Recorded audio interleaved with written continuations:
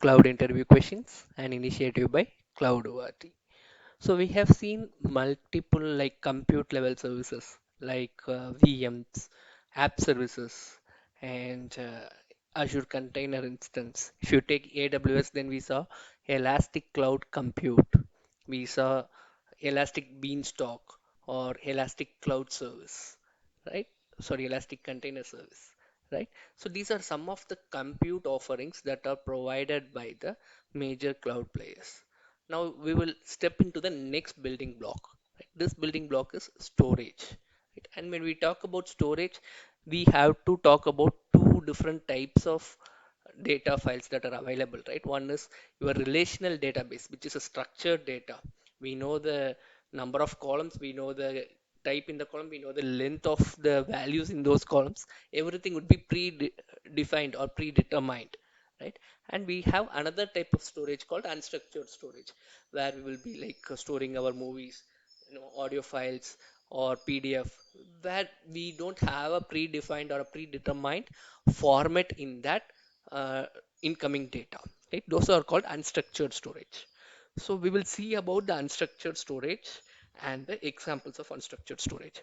And cloud storage is one of the important features. The availability, most of the players provide you unlimited storage or an infinite amount of storage for a very optimal price, right? So cloud storage is one of the primary things that actually lure the customers to migrate their services from on premises to cloud, right? So these unstructured storage or the in general the storage containers where we can actually store our unstructured files like our audio files or video files or text files or PDFs, and they can be stored as objects, right? So it is an object storage system, right? So it allows a single file of up to 5 GB that can be stored, or the single account, right? We can store one file which is of a maximum file size of about 5 GB, right, in a container or in a storage account, right? And that account can contain the account or the bucket can have multiple files, and the maximum size allowed is up to 5 TB, right? So this is how the storage is available or provision to the users, and this is what most of the streaming services are actually consuming the cloud storage. You can take Hotstar, which have hosted in AWS. You have Netflix, which is hosted in AWS, right?